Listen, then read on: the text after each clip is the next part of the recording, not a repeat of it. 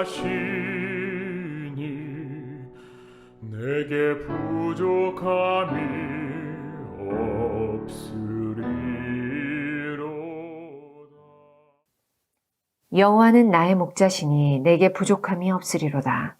그가 나를 푸른 풀밭에 누이시며 쉴 만한 물가로 인도하시는도다. 내 영혼을 소생시키시고 자기 이름을 위하여 의의 길로 인도하시는도다. 내가 사망의 음침한 골짜기로 다닐지라도 해를 두려워하지 않을 것은 주께서 나와 함께 하심이라. 주의 지팡이와 막대기가 나를 안위하시나이다. 주께서 내 원수의 목전에서 내게 상을 차려주시고 기름을 내 머리에 부으셨으니 내 잔이 넘치나이다. 내 평생의 선하심과 인자하심이 반드시 나를 따르리니 내가 여호와의 집에 영원히 살리로다. 예, 반갑습니다. 인사들 서로 나누세요. 예. 인사만 잘 나눠도 행복해진다고 하고, 인사만 잘라도 사람이 친해지죠. 그죠? 인사 안 하면 그냥 남남이죠. 항상 힘들고 어려울 때일수록 서로 웃는 얼굴로 대하고 서로 반갑게 인사 나누고 또 서로 힘을 얻고 그러시기를 바랍니다. 사랑하는 열린가족, 우리 성도 여러분, 지금 우리 열린교회가 큰 어려움을 겪고 있지만은 2024년 새해에는 우리의 목자 되시는 하나님의 은혜와 돌보심과 그리고 인도하심으로 모든 것이 이전보다 더 아름답게 회복되어서 사랑하는 성도 여러분 모두가 하나님의 한없는 은혜와 사랑을 받아 항상 건강하고 행복하시기를 우리 주님의 이름으로 간절히 축복합니다. 아멘 소리도 좀 크게 해요. 아멘 소리 좀 크게 하고, 예. 또 찬송 부를 때도 목소리 톤을 조금 높이고, 보니까 친숙하게 익숙해 있던 형제 자매들이 떠나간 그 자리가 더 크게 느껴져서인지 목소리가 자꾸 안으로 기어 들어가시는데, 그럴 때일수록 목소리를 크게 내야 돼. 아시겠어요? 그래서 빈자리는 내가 내 목소리로 채운다. 그런 마음을. 제가 교회를 개척하고 처음에는 우리 교회 이 동네에는 한 사람도 없었어요. 저 양산에 범어에 딱 이런 데 사는 거예요. 그러니까 새벽기도 하려면 어떻게 해야 돼요? 자가용도 없으니까 티코 가지고 제가 태우러 갔습니다. 새벽 4시에 일어나면 티코 몰고 교회 불 켜놓고, 겨울 같으면 요즘 같으면 난로 떼놓고는 티코 끌고 가요. 한 바퀴 돌아서 태워와요. 그러면 우리 식구 둘, 우리 어머니까지 셋, 그래서 제가 태워온 사람 한 사람 아니면 두 사람, 5명이 새벽기도를 드리거든요. 근데 어떨 때는 우리 어머니가 몸이 편찮아서 못 나오실 때가 있어요. 새벽기도 태우러 간다고 티코를 타고 저 범어까지 갔는데 아무도 안 나와 있어요. 그럼 어떻게 해요? 그냥 돌아오는 거죠. 그러면 누구하고 누구 둘만 새벽기도 해요? 우리 사람하고 나하고. 혼자 앉혀놓고 제가 설교합니다. 교회가 천장 내려앉을까 봐 겁날도록 크게 합니다. 그래야 혼자 앉아 아무도 안 왔다고 생각하는 저희 집사람이 어때요? 나라도 목사님들이 큰 소리 치는 거 보니까 나라도 크게 기도해야지. 그래가지고 기도하는 거예요. 여러분, 우리가 하나님의 교회에 나와서 예배를 드리는 것은 우리가 하나님이 보시는 자리를 채우는 겁니다. 그렇죠? 여기 아무도 없으면 하나님도 이렇게 내다보고 다 어디 갔나 그러시겠지만, 한 사람이라도 나와서 하나님, 주님 하고 울부짖고 간구하면, 그래, 내가 너 보고 내가 이 교회를 내가 붙든다. 내가 너 때문에 내가 이 교회를 포기할 수 없어. 주님, 본래 주님의 교회를 절대로 포기하지 않으세요. 여러분, 수백 년 교회들 자랑하죠. 우리 교회는 100년이 넘었습니다. 그런데요, 그 교회들이 100년 동안 그 자리에 서 있으려면요, 순탄하고 형통하고 쫙쫙 뻗어만 나갔을까요? 그랬으면 그 자리에 못 서 있어. 더 큰 교회죠. 옮겨가야 되고, 더 큰 교회죠. 계속 옮겨가야 돼요. 그런데 시골에 가보면요, 100년이 넘어 110년, 20년 돼도 한 20평 남짓한 교회, 지금 우리 교회 교인들보다 더 작은 사람이 모여서 100년을 버티고 있는 교회들이 있어요. 그 성도들 중에는 처음 그 교회를 개척했을 때부터 4대째, 5대째 내려오는 성도가 거기에 출석하고 있다고요. 물어봅니다, 제가. 이 교회는 순탄하게 잘 커왔습니까? 아니에요. 교회 문 닫는 소리를 한두 번 들었던 얘기가 아닙니다. 그래요. 그 모든 것을 견디고 이겨내서 지금 그 교회가 서 있는 거예요. 이제는 20명밖에 안 돼도 끄떡없이 버티고 있는 거예요. 왜요? 한 분이 이런 말 해요. 우리는 일당백입니다. 2,000명 모이는 교회나 수명 모이는 우리 교회나 하나님 보시기엔 실력이 똑같다는 거예요, 이분이. 그래서 맞다. 오늘 제가 이 말씀을 왜 드리느냐.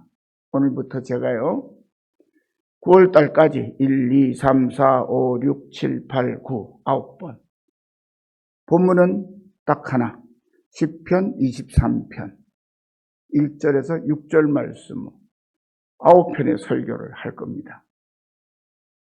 이 시편 23편의 제목은요, 여호와는 나의 목자시니 내게 부족함이 없으리로다. 이게 시편의 제목이기도 해요.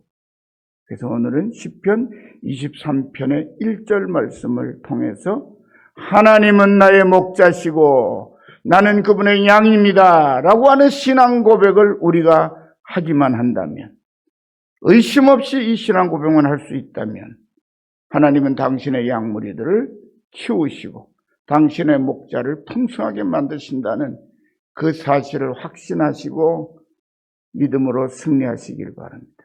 지금 연세 많으신 성도님들 계시죠? 그분들 만나보면 이래요. 우리가 이제 살 날이 얼마 남았다고 그렇게 말씀하시는 분들이 있어요. 그 얼마 안 남은 삶이 굉장히 중요한 거예요. 왜? 그거를 요 끝까지 못 견뎌서 믿음 포기해버리는 분도 전 여러 번 봤거든요.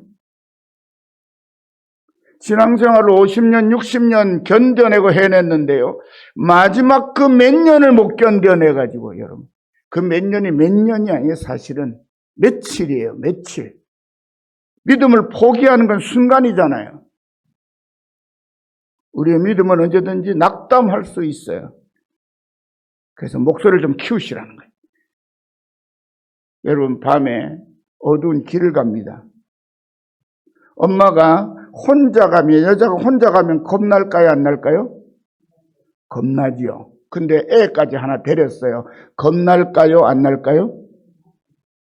겁납니까? 그런데 혼자 갈 때보다는 겁이 덜 나지요. 왜? 내가 지킬 놈이 있거든. 내가 지켜야 될 놈이 있어. 범이 오면 내가 돌멩이라도 던질 거야. 그런 게 있어요. 여러분, 어머니하고 여자하고는요, 실력이 100대 1쯤 됩니다. 그냥 여자는 힘이 하나밖에 없으면 어머니 힘이 100개예요. 왜? 지킬 내 자식이 있으니까. 그렇듯이 우리들이 믿음을 지키겠다. 우리가 섬긴 이 교회를 주님의 교회인데 주님의 교회로서 지켜내야 되겠다고 하는 각오가, 다짐이 있으면요, 힘이 배가하는 거예요. 여러분, 힘이 있어서 힘이 있는 게 아니고 힘을 내어서 힘이 있는 겁니다. 따라합시다. 힘이 있어서 힘이 있는 게 아니고 힘을 내어서 힘이 생기는 거다. 그런 거죠. 그래서 선수들 보세요. 운동선수들 하기 전에 한참 뛰어야 되는데 기운 다 빼는 것 같죠? 그렇게 큰 소리로 치면 기운 다 빠질 거 아니에요. 근데 그렇게 해야 기운이 나는 거예요. 그걸 가리켜 서양말로는 파이팅 그러죠. 그죠? 파이팅. 힘을 북돋우는 거죠. 자, 시편 23편 1절 말씀은요, 우리에게 가장 익숙한 시편, 아마 성경 가운데 시편 23편 신앙생활 하는 사람 치고 절반 이상 못 외우는 사람이 없을 거예요. 정확하게는 다 못해도 중얼중얼하면 거의 다 외웁니다. 그죠? 근데 이 시편 23편의 1절은 시편 23편 전체 아까 말씀대로 제목인 동시에 여호와를 섬기는 신앙생활을 하는 신앙인의 아주 탁월한 신앙 고백입니다. 구약시대의 가장 뛰어난 신앙인으로 우리가 알고 있는 대표적인 인물이 다윗입니다. 그런데 다윗의 시편 가운데에서도 가장 아름답고 가장 은혜로운 시는 이렇게 가슴 벅찬 그의 신앙 고백으로 시작을 합니다. 여호와는 나의 목자시니 내게 부족함이 없으리로다. 이건 두 마디의 신앙 고백입니다. 하나는 여호와는 나의 목자십니다 라고 하는 신앙 고백이고, 두 번째는 그래서 나는 부족함이 없습니다 라고 하는 신앙 고백이에요. 이제부터 이 두 가지 놀라운 신앙 고백을 함께 살펴보면서 우리 모두의 심령에도 다윗과 같은 가슴 벅차고 은혜로운 믿음의 고백이 충만하시기를 간절히 축원합니다. 첫 번째 신앙 고백, 여호와는 나의 목자시라 하는 말씀을 살펴봅시다. 성도 여러분, 여호와는 나의 목자시라는 이 간절한 말이 왜 우리의 가슴을 벅찰 정도로 놀랍게 만드는 신앙 고백일까요? 그 까닭은 아주 단순합니다. 여호와는 나의 목자시라는 말씀 속에는 나는 그분의 어린 양이라고 하는 고백이 함께 담겨 있어요. 이 말씀 무슨 말씀인고 하니, 나의 목자이신 여호와 하나님과 그분의 어린 양인 나는 뗄래야 뗄 수 없는 하나가 되어 있다 하는 것이죠. 여러분, 목자가 없으면 양은 덜을 방황하다가 맹수의 먹이가 되어 곧 죽어버리고 맙니다. 목자 없는 양은 죽은 목숨이에요. 반대로 양을 다 잃어버렸어요. 목자 혼자 남았어요. 그럼 목자입니까? 아닙니까? 아니죠. 그죠? 그냥 한 사람이에요. 자기가 치는 양이 하나도 없어. 그러면 그냥 사람이에요, 사람. 그러니까 목자이신 하나님과 그분의 양인 나는 절대로 떨어질 수 없는 존재예요. 그래서 이 신앙 고백이 엄청난 거예요. 다윗은 그 자신이 오래전에 다윗 당시에는 세상 사람들이 별로 알아주지 않는, 알려지지 않은 한적한 시골 베들레헴에서 아버지의 양들을 돌보는 목동으로 자랐습니다. 해가 뜨면 아버지가 자기에게 맡겨놓은 양들을 우리에서 데리고 나와서 풀이 있는 들판, 자신이 보아둔 풀이 많은 들판으로 찾아다니면서 하루하루를 살아가던, 그야말로 아무도 알아주지 않던 시골의 미천한 소년에 불과했습니다. 그런데 지금 이 시편을 지을 때에는 아마 다윗은 지금 하나님의 백성 이스라엘을 다스리는 왕의 자리에 올라 있습니다. 누가요? 아무도 모르던 시골 소년이 이스라엘 전 나라를, 그것도 하나님의 택한 백성의 나라 이스라엘을 다스리는 최고의 자리에 왕위에 올라 있다는 것입니다. 그런데 다윗은 지금도 여전히 자신이 어린 시절 직접 경험한 그 경험을 바탕으로 목자와 양의 관계가 얼마나 밀접한지를 잊지 않고 있는 거예요. 다윗의 이 신앙 고백 속에는 하나님은 나의 목자시고 나는 그분의 어린 양이라, 하나님 없이는 나도 없다, 그 신앙을 가지고 있는 거죠. 그래서 백성을 다스리는 최고의 자리인 왕이 되었음에도 불구하고 다윗은 겸손하게 자신을 양의 자리에 내려놓고 있는 겁니다. 나는 왕이라고 말하지 않아요. 나는 그분의 어린 양이라고 말하는 거예요.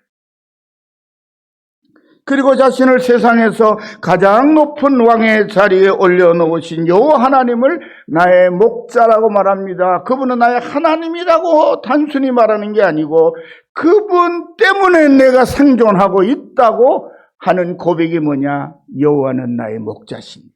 는 고백입니다. 다윗의 이 고백 속에는 여호와를 자신의 생명의 주인으로, 그리고 자신은 여호와의 소유물인 한 마리 양으로 인정하는 겸손한 그의 믿음이 오롯이 이 고백 속에 담겨 있습니다. 여러분은 어떠십니까? 여러분의 하나님에 대한 신앙 고백은 어떻습니까? 여러분도 여호와는 나의 목자시고 나는 그분의 어린 양입니다. 그분 없으면 내 생명도 없습니다. 오직 주님만 바라보고 주님만 의지합니다. 그런 신앙을 고백하시기를 바랍니다. 사랑하는 성도 여러분, 시편 100편에 보면 감사의 시라는 표저가 붙어 있습니다. 1절에서 5절까지 있는 길지 않은 시편인데요. 거기 이런 은혜로운 말씀이 기록되어 있습니다.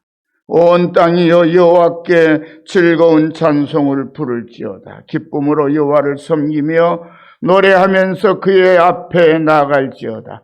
여호와가 우리 하나님이신 줄 너희는 알지어다. 그는 우리를 지으시니요 우리는 그의 것이니 그의 백성이요 그의 기르시는 양이로다. 감사함으로 그의 문에 들어가며 찬송함으로 그의 궁정에 들어가서 그에게 감사하며 그의 이름을 송축할지어다. 여호와는 선하시니 그의 인자하심이 영원하고 그의 성실하심이 대대에 이르리로다. 참으로 아름다운 시편입니다. 여러분 시간 나시면 시편 100편도 23편 외우듯이 암송하시면서 때로는 악담이 되고 때로는 삶이 지칠 때 이 시편 100편을 암송하시면서 위로를 받으시고 새 힘을 내시고 하나님이 영원히 나와 함께 하시는 목자시라는 사실을 감사하시는 그런 믿음의 생활이 되시기를 축원합니다. 다윗의 시편 23편과 함께 이 100편의 아름다운 신앙 고백은 약 1000년 후에 예수 그리스도를 통하여 유대 땅에서 우리의 인류의 역사 가운데 그대로 실현이 되었습니다.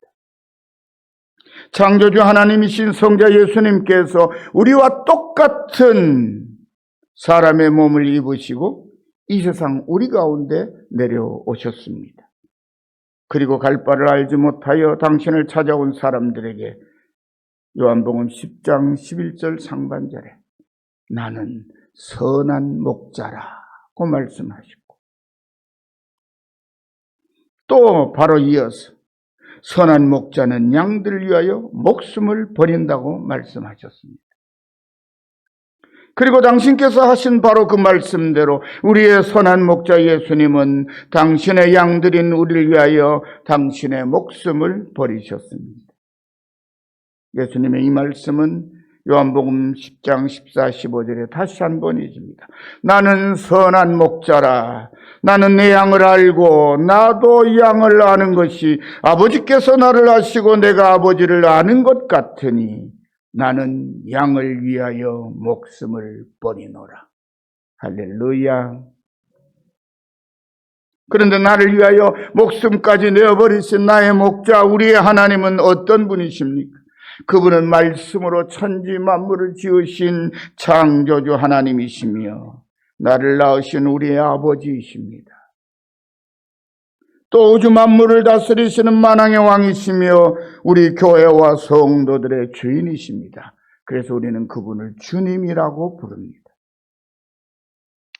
그러므로 우리는 만왕의 왕이신 창조주 하나님을 주인으로 모시고 살면서 그분의 돌보심을 받아 누리는 세상에서 가장 복된 사람들입니다.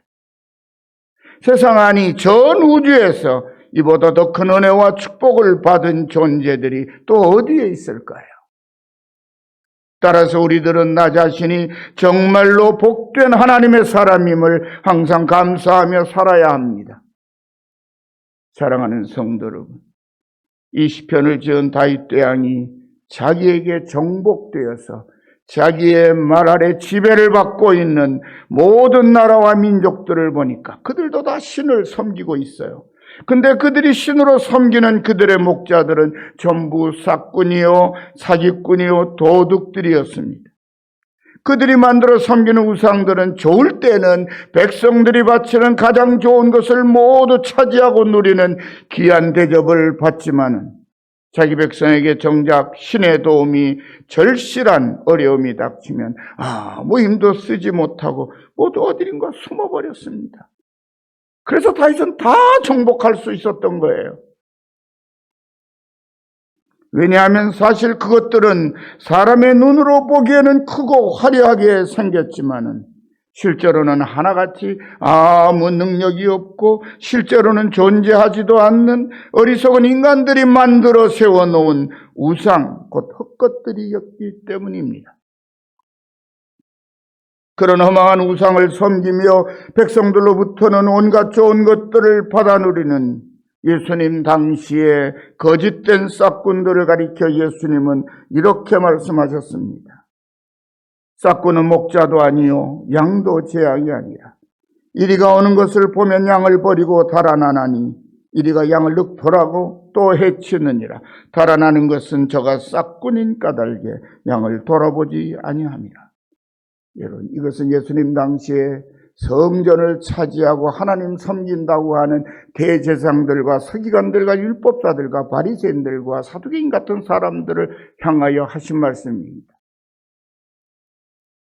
여러분, 그들은 백성들의 등골을 빼먹으며 자기는 하나님 여호와의 종이라고 말했습니다.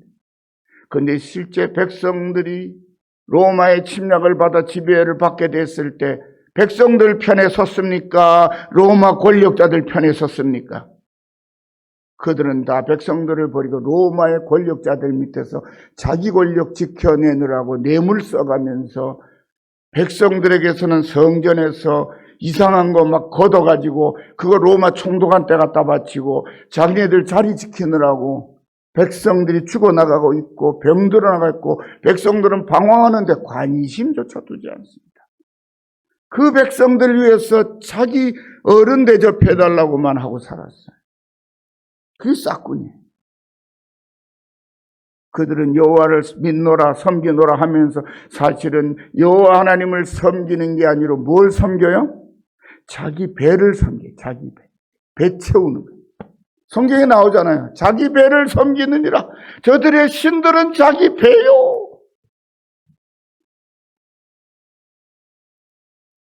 여러분, 지금 이 땅의 한국 교회 안에도 하나님 섬긴다고 높은 자리에 계시는데 자기 배만 챙기는 사람 너무 많아요. 그래서 사실 세상이 교회를 향하여 손가락질하고 욕하고 조롱하는 거예요. 지금 우리 교회가 여러 가지 어려움들을 겪고 있으니까 주변의 사람들에게 곤란한 질문도 받고 여러분 매우 곤란하실 거라는 거 알아요. 두려워하지 마십시오. 여러분은 그런 말을 들을 만큼 잘못하신 것이 아무것도 없어요. 여러분, 교회가 왜 이렇게 어려움을 겪습니까? 교회가 어려움을 겪으면요, 어려움을 가져온 사람들은 다 어디 가고 없어요.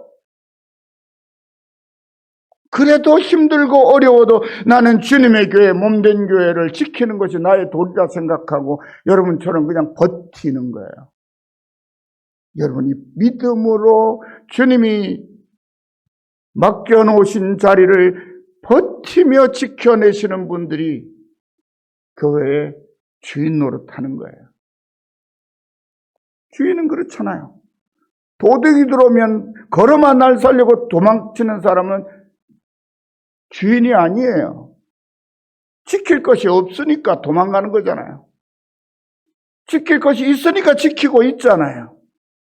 따라합시다. 내가 지킬 것은 내 기도 자리, 내가 지킬 것은 나 예배 자리, 내가 지킬 것은 내가 섬길 자리.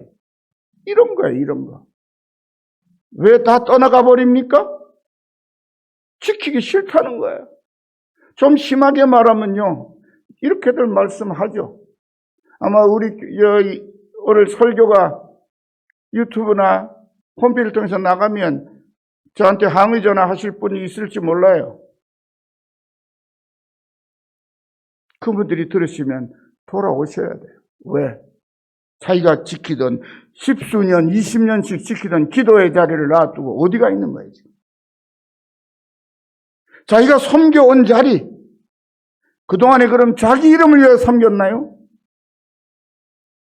자기가 예배 드리던 자리, 하나님께 예배 드리는 자리였습니까? 아니면 예배 드리는 것 같은 멋있는 모습을 다른 사람들에게 보이려고 그 자리에 있었나요? 아니잖아요.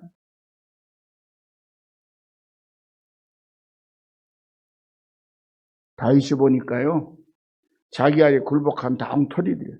예수님도 보시니까 성전은 차지하고 있을 때 전부 도둑놈들이었어요. 그래서 막 꾸짖으시는 거예요. 회칠한 무덤 같은 자들이라고. 와 있을진저 서기관과 바리새인들이여. 왜 주님이 진노하셨을까요? 주님은 한없이 자비로우신 분인데 제자리 자기가 감당해야 할 몫은 안 하고 전부 다 뭐만요? 자기 배만 채우고 있으니까 뭐라 그러신 거예요. 여러분, 다윗은 자기에게 굴복한 나라들의 신들을 보니까 너무너무 허접쓰레기들이었어요. 그런데 자신이 섬기는 나와 함께 하시는 하나님은 나를 곤란 가운데서 언제나 건져주셨습니다. 승리의 승리를 거듭하여 마침내 가나안 땅 모두를 정복하고 하나님의 약속하신 통일왕국을 이루게 하셨습니다.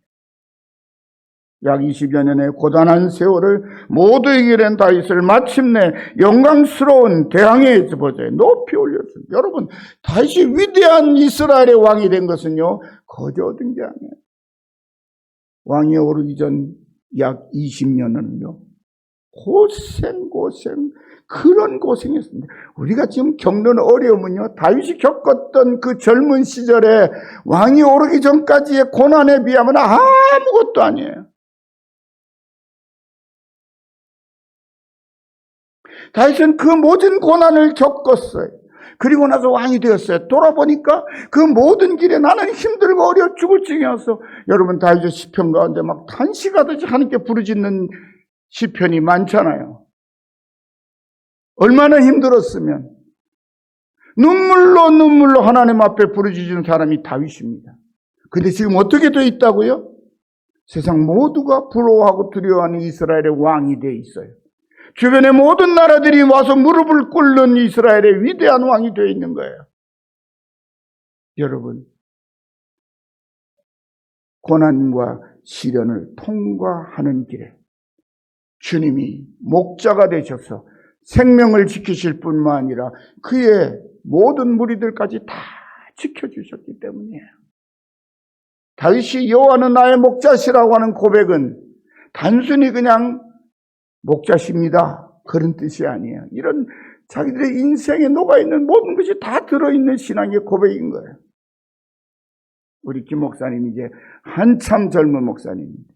목회 과정에 순탄한 길 고속도로 없습니다.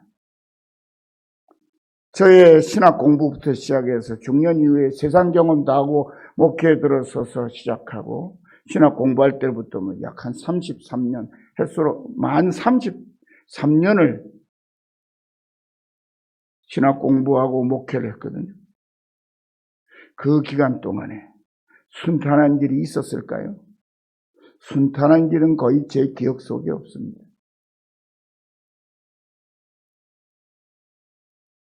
그래서 저는 목회를 하면서 이랬어요. 목사, 하나님, 저는 손에 뭐 움켜쥐지 않겠습니다. 왜요? 한번 생각해 보세요. 버스를 탑니다. 근데 무거운 짐을, 장본 무거운 짐을 양손에 들었어요. 버스 타면 어떡하죠? 옛날에 그런 말 있죠. 버스에 탄 할머니, 차를 누굴 태워드렸어요. 그때 차에 올랐던 할머니가 짐보따리를 그냥 들고 있는 거예요. 그래서 왜 그 진보다리를 들고 계세요? 내려놓으세요. 그랬더니 할머니가 뭐라 그래요? 몸 태워준 건도 고마운데 지금까지 어떻게 태워? 미안해서 들고 있대요. 우리가 하나님을 섬기는 하나님의 사람, 하나님의 종이면요, 그런 거 움켜쥐고 들고 있는 거, 그것만큼 불편한 게 없어요. 그래서 저는 목회를 시작하면서 하나님께 다 내려놓을 테니까 뒷감당은 하나님이 좀 해주세요. 그리고 목회를 했어요. 그래서 비교적 중년에 개척한 목사치고는 순탄하게 목회를 한 줄 알고 다른 사람들이 박 목사님 같으면 나도 목회 잘하겠는데 뭐 다 그런 얘기해요. 그래서 아이고 네가 내 속을 어떻게 알리? 제가 그랬어요. 여러분, 다윗은 이스라엘의 왕이 되고 다윗 대왕, 중동 지역을 지배한 다윗 대왕이 되기까지 죽을 고비를 수도 없이 많이 넘겼답니다.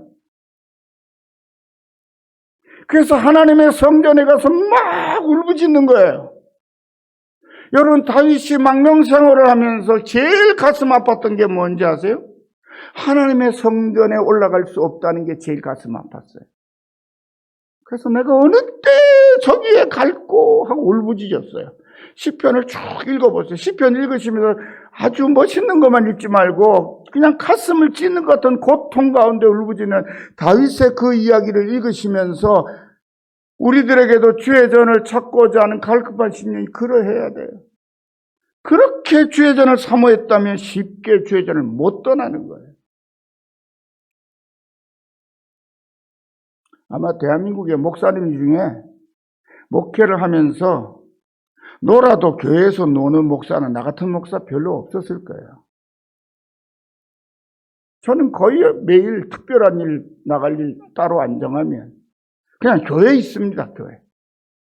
지난 23년에 목회를 그렇게 했어요. 왜? 혹시라도 교회에 찾아오는 성도나 목사님의 위로가 필요한 성도가 있으면 왔다가 낙심하고 그냥 돌아가면 어떨까? 그런 생각이 들었어요. 왜? 제가 어릴 때 힘들고 어려울 때 교회 가서 기도하면 거기 목사님이 왔다 갔다 하시는 것만으로도 위로가 됐거든요. 주님이 여기 계시는 것 그렇게 느껴졌거든요. 주님에게 오셨는데 주님이 여기 계시다는 것이 느껴지지 않으면 스스로 한번 돌아보셔야 돼요. 다윗이 대왕의 보좌에 높이 올려주신 주님을 사무엘하 8장 6절 14절, 역대상 18절 6절 13절 여기 뭐라고 기록해놨는 거 아니? 다윗이 어디를 가든지 여호와께서 이기게 하셨더라. 하나님을 자신의 목자로 믿고 의지하며 그 고난을 이겨내고 있는 다윗을 하나님은 백전백승의 승리자로 만드셨어요. 그래서 성경에 나오는 다윗의 기록에는요, 한 번도 패한 기록이 없습니다. 승리의 기록만 있습니다. 아들에게 반란을 당해가지고 쫓겨가도 결국은 승리하고 돌아옵니다. 다윗을 승리왕으로 인도하신 여호와 하나님이 바로 오늘 우리의 주인이시고 나의 목자이십니다. 그런데 우리의 주인이시며 나의 목자이신 성자 예수님께서 나를 위하여 우리를 위하여 당신의 생명을 아낌없이 내어주셨습니다. 우리의 선한 목자는 인자가 온 것은 섬김을 받으려 함이 아니라 도리어 섬기려 하고 자기 목숨을 많은 사람의 대속물로 주려 함이니라고 말씀하셨습니다. 그리고 당신의 말씀대로 자기 목숨을 우리를 대신해서 십자가에 내어주심으로 우리의 죄를 모두 속량해 주셨습니다. 그로 인하여 우리는 죄와 사망의 권세로부터 영원히 해방되었습니다.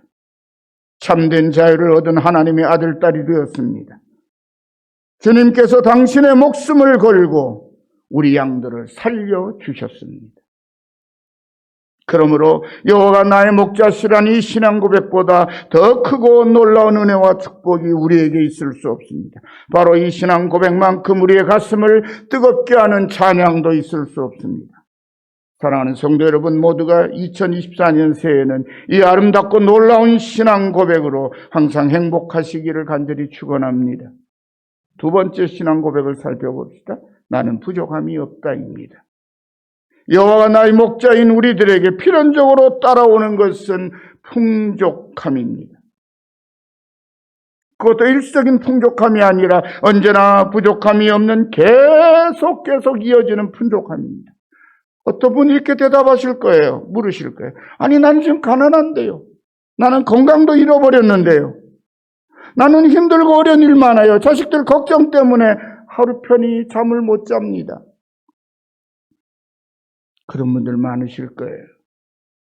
그러나 그것은 일시적인 것이거나 아니면 우리가 그것을 부족함이라고, 없는 것이라고 생각하기 때문일지도 모릅니다. 여러분, 다윗은 아무것도 없어요. 목숨 자기 하나 지키려고 돌아다니는데 이 사람이 뭐라고 말해요? 여호와가 나의 목자심으로 나는 부족함이 없다. 여러분, 얼마나 먹을 것이 없으면 우리 부하들 좀 먹을 거 달라 그러러 갔다가 무시당하고 모멸감을 겪기도 하죠. 그 정도로 긴박했던 사람이에요. 하루하루 먹고 연명하는 것 자체가 힘들었던 사람이 다윗입니다. 그런데 다윗은 뭐라고 고백한다고요? 나는 부족함이 없다. 그러고 고백합니다. 지금 우리 열린교회는 사람이 부족합니다. 누가 복이에요? 우리들이 복이. 주변 사람들이 복이. 그리고 이전의 풍족함은 어디로 가고? 재정도 부족합니다. 하지만 우리에게는 당신의 목숨을 버리시고 우리를 살리신 우리 주님이 함께 하십니다. 그럼 우리의 부족함과 그 부족한 자리를 채우신 우리 주님, 누가 더 크고 누가 더 많습니까? 바로 다윗이 나는 부족함이 없다는 얘기, 그 얘기입니다. 나의 현실은 부족합니다. 아무것도 없습니다. 먹을 양식도 없습니다. 내일 굶을 또 굶고 있습니다. 그런데 하나님이 지금 나와 함께 하십니다. 그러므로 나는 풍족합니다. 부족함 없습니다. 왜? 다윗은 믿음으로 그것을 바라보는 것입니다. 여호와 하나님이 나와 함께 하시면 나의 부족함이, 나의 가난함이, 나의 궁핍함이 곧 물러갈 것이라는 것입니다. 여러분, 목자가 자기가 양들을 끌어본 사람이잖아요. 양들이 배고프다고 막 그럽니다. 그런데 이 다윗 목동은 어디를 알고 있어요? 양들을 풍족하게 배부르게 먹일 풀밭이 조금만 더 가면 저기 있다는 걸 목자는 알고 있어요. 그래서 데리고 가는 거예요. 따라오기만 하면 돼. 따라가 봤더니 거기 엄청난 풀밭이 있는 거예요. 다윗이 경험이에요. 자신이 그렇게 양들을 키웠던 거예요. 주님이 고비고비하다를 인도하셨다는 거예요. 여러분, 다윗이 골리앗 앞에 설 때 다윗은 겁나지 않았을까요? 사람들은 다윗은 겁없는 아이라서 아무 겁도 안 났을 것 같이 얘기하는데요. 저는 제가 다윗이라면 겁은 좀 났을 거예요. 그런데 그 겁을 뭘로 이겨내는 거예요? 내 안에 계신 하나님을 불러내므로 이겨내는 거예요. 하나님 함께 하시잖아요. 하나님이 겁을 물러가게 하시고 내가 나가서 싸울 수 있게 해주세요. 그랬더니 하나님이 그렇게 하신 거예요. 얘들아 좀 참아라. 조금만 지나가면 넓은 풀밭이 있단다. 시원한 물도 있단다. 가자. 조금만 더 견디고. 여기 주저앉으면 안 돼. 여기 주저앉으면 죽는 거야. 조금만 더 가면 풀밭이 있단다. 내가 봐도 없거든. 그게 우리 주님이 우리를 인도하시는 방법이에요. 우리는 주님이 인도하시면 아무 문제 없이 형통할 것이라고 생각해요. 그거는 공짜예요. 공짜 바라는 마음이에요. 하나님은 우리를 그냥 허수아비 같은 사람, 먹이면 먹고 안 먹이면 굶는 사람으로 우리를 기르시는 게 아니에요. 가난도 궁핍함도 견디어내므로 어떤 경우에도 마귀 사단의 시험이 오고 위협이 와도 이겨낼 수 있는 믿음의 사람들로 참된 양무리로 기르시고 싶으신 거예요. 그래서 이 자리에 함께 하시는 여러분들의 신앙생활, 인생살이를 돌아보십시오. 좋은 기억이 많습니까? 힘들었던 기억이 많습니까? 대개는 힘들었던 기억이 많습니다. 왜요? 지금 어르신 세대들, 우리 세대들은 가난한 나라, 대한민국이 세계에서 제일 가난한 나라 중에 하나라 그럴 때에 태어나고 자란 사람들이에요. 저는 전쟁의 폐허 속에 태어난 사람입니다. 모든 것을 다 잃어버린 땅에 태어난 아들이에요. 그리 어릴 때 가난한 건 당연했던 거죠. 왜 우리 집은 그렇게 가난했을까라고 생각했었는데 어느 날 돌아보니까 국민의 3분의 2, 아니 10분의 9는 가난했던 게 우리 시대였어요. 바울 사도는 그렇게 우리의 영원한 목자가 되시는 예수님이 다시는 교회가 가지고 있는 풍족함을 에베소 1장 27절, 23절에 이렇게 선포합니다. 교회는 그의 몸이니 만물 안에서 만물을 충만케 하시는 자의 충만이니라. 사도 요한은 우리가 받은 예수님의 충만한 은혜를 가리켜 요한복음 1장 16절에 우리가 다 그의 충만한 데서 받으니 은혜 위에 은혜라. 사랑하는 성도 여러분, 우리의 삶은 우리가 뜻하고 바라는 대로 되지 않습니다. 우리의 신앙생활도 별반 다르지 않습니다. 여호와 하나님을 나의 목자로 믿고 지금까지 나의 하나님을 의지하고 살아왔지만 지난 삶을 돌아보면 믿음의 조상 야곱이 바로 앞에서 나는 조상보다 길지 않은 세월을 살았으나 험악한 세월을 보냈습니다. 고백한 것처럼 우리의 지난 날도 수고와 슬픔이 함께하는 힘든 세월이었습니다. 그리고 지금도 여전히 우리는 크고 작은 어려움을 겪으며 살아가고 있고 하나님을 섬기는 교회 생활도 결코 만만치 않습니다. 하지만 야곱이 바로에게 축복하고 물러나온 것처럼 우리도 하나님의 이름으로 누군가를 축복할 수 있고 축복할 날이 곧 올 것입니다. 왜냐하면 우리는 여호와 하나님을 나의 영원하신 목자로 믿고 복의 근원이신 그분을 내 안에 모시고 살아가는 하나님의 어린 양, 하나님의 아들, 딸이기 때문입니다. 지금 우리 모두가 힘들고 어렵지만 우리가 믿는 여호와 하나님의 이름으로 서로를 축복하며 또 자녀들을 축복하며 서로를 격려하며 하나님께서 부어주시고 채워주시는 은혜와 사랑으로 충만한 한 해가 되시기를 주님의 이름으로 간절히 축원합니다. 이제 성경 한 구절을 제가 읽어드리고 말씀을 마치려고 합니다. 누가복음 22장 24절에서 32절에 주님이 우리의 목자이신 주님이 하신 말씀입니다. 그 가운데에서 이 말씀을 읽어드리면서 조금 당부드리는 말씀을 드립니다. 또 그들 사이에 그중 누가 크냐 하는 다툼이 난지라. 근데 이 다툼이 난 것은요, 예수님이 곧 십자가를 지시고 죽으시고 3일 만에 부활하실 것이라는 말씀을 제자들에게 하셨는데 그 말씀을 듣고도 제자들은 뭐하고 있어요? 우리 중에 누가 제일 큰 사람이냐? 자리 다툼하고 있는데 주님이 하신 말씀입니다.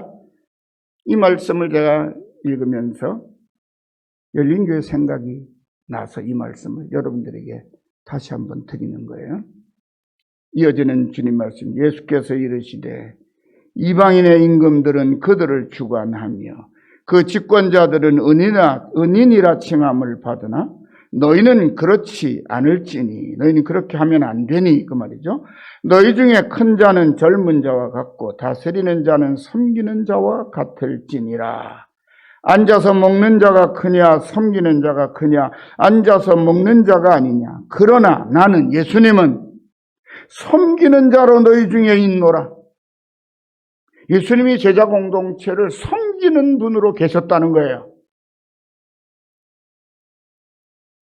너희는 나의 모든 시험 중에 항상 나와 함께한 자들인즉 내 아버지께서 나라를 내게 맡기신 것 같이 나도 너희에게 맡겨 너희로 내 나라에 있어 내 상에서 먹고 마시며 또는 보좌에 앉아 이스라엘 12지파를 다스리게 하려 하노라. 시몬아 시몬아 보라 사탄이 너희를 밀가부로 하려고 요구하였으나 그러나 내가 너를 위하여 내 믿음이 떨어지지 않기를 기도하였노니 너는 돌이킨 후에 내 형제를 굳게 하라. 여러분, 사탄이요 제자 공동체를 무너뜨리려고 계속 그때까지 회책해 왔다는 거예요. 제자들의 마음속에, 가룟 유다의 마음속에 사탄이 마음을 심어주고 다른 제자들도 예수님 잡히자마자 다 걸어만다 도망가게 만드는 거예요. 그래서 교회 공동체가 완전히 무너지고 예수님의 공생애가 허사가 되도록 만들려고 애를 썼어요. 사탄은 죽기를 각오하고. 근데 예수님은요, 내가 너를 위하여 내 믿음이 떨어지지 않기를 기도하였노니. 제가 이 말씀입니다. 내가 은퇴한 목사로서 할 일은 없지만 이건 내 몫이구나. 자기를 버릴 제자들 뻔히 알면서도 그 제자들을 기도하신다고 하시는 주님의 말씀을 나도 가슴 깊이 받아들여야 돼요. 물론 제가 교회를 위해서 기도 하루도 쉬지 않고 하죠. 그러나 얼만큼 간절했는가 그런 생각들을 해봅니다. 그 다음 시몬에게 당부하시는 말씀이 뭡니까? 너는 돌이킨 후에 내 형제를 굳게 하라. 자꾸 딴 생각하던 거 돌이켰어. 주님의 그 기도를 생각하고 뭐 하라고요? 형제들을 굳게 세워주는 일을 해라. 여러분, 지금 누구를 원망하고 탓할 수도 있습니다. 교회를 이렇게 만들어 놓고 아무 사과의 말도 없이 어쩌고 저쩌고 얘기할 수 있어요. 근데 그게 무슨 답을 줍니까, 우리에게? 지금 당장 나도 아프고 옆에 분도 마음 아프고 힘든데 서로 격려하고 위로하고 세워주고 그러다 보면요, 주님이 이 녀석들 봐라. 잘하네. 됐어. 그렇다면 여러분 절대로 잊지 마십시오. 헌금을 많이 하시는 분이 교회를 세우는 게 아닙니다. 봉사를 남다리 많이 하여 자기 생활 포기하고 와서 교회 와서 섬사하는 사람이 교회를 세우는 게 아닙니다. 교회는 누가 세우느냐? 하나님이 세우신 겁니다. 교회는 하나님이 주인이시거든요. 다 도망가도 하나님은 도망 안 가십니다. 당신의 교회를 지키세요. 어떻게 세운 교회인데요? 당신의 아들 생명을 내어주고 살려놓은 사람들을 모아놓은 곳이 하나님의 교회입니다. 여러분은 한 분 한 분의 한 영혼 한 생명은요, 주님의 영혼, 주님의 생명의 무게하고 똑같은 분들이에요. 제가 전에 이 말씀 자주 드렸죠. 나는 이래봬도 예수님하고 무게가 똑같은 사람입니다. 그런 자긍심을 가지고 신앙생활을 하시기를 부탁드리고, 나가 그렇다면 옆에 계신 분도 똑같은 분이에요. 심지어 힘들다고 떠나간 사람들도 똑같은 아들의 피로 값주고 사신 나의 형제고 자매입니다. 그럼도 그분들에게 원망하지 마십시오.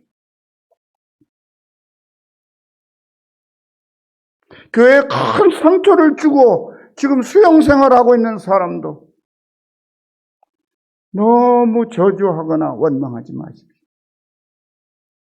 저는 그 아들을 위해서도 가슴 아프지만 기도합니다. 왜요? 그 아들보다 더 큰 죄를, 주님 보시기에는 그 아들이 지은 죄보다 더 큰 죄를 내가 지은 것은 없을까 한번 생각해 보니까 찔리더라고요.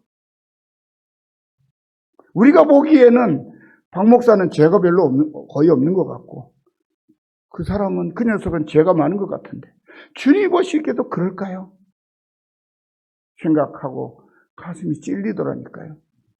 사랑하는 성도 여러분, 이제 우리가 할 일은 믿음을 다시 온전히 세우는 것입니다. 주님이 나의 목자이시고 교회 주인이시고 나의 주인이라는 사실을 믿는 믿음 가지고 주님께 맡기고 우리는 서로를 돌보며 섬기며 굳건하게 세워주는 일에 마음과 뜻을 다합하는 우리 모든 연령 가족들 되시기를 간절히 축원합니다. 기도합시다. 하나님은 나의 목자십니다. 그래서 하나님의 어린 양인 저희들은 생명이 하나님의 손에 달려 있습니다. 하나님의 아들의 피로 값주고 사서 살려다 모아놓으신 하나님의 양물인 우리 열린교회는, 그리고 우리 성도들은 그 생명이 하나님의 뜻에 달려 있음을 저희들이 믿습니다. 그리고 우리를 향하신 하나님의 뜻은 우리를 광야를 거쳐 지나가서 주님이 예비하신 정말 세상에서 둘도 없는 기름진 풀밭과 생수가 흐르는 초장이 옵니다. 그 자리를 바라보면서 믿음으로 서로를 격려하며 서로를 붙들어주며 잘 달려가서 잠깐 후에는 주님이 예비해 놓으신 그 자리에서 나는 부족함이 없다고, 나는 만족한다고, 나는 감사하다고, 주님 베풀어 준 은혜가 충만하다고 고백하며 찬양과 영광을 주께 돌리게 하옵소서. 예수님의 이름으로 간절히 기도드리옵나이다. 아멘. 진실로 선함과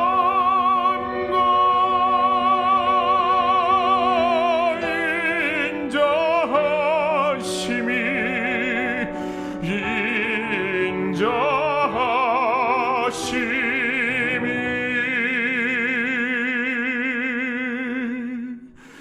나의 사는 날까지 나를 따르리니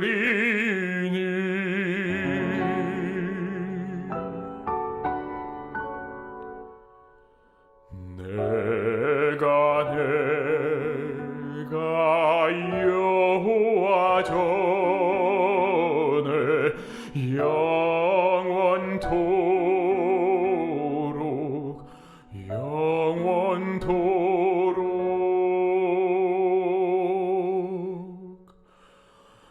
영원토록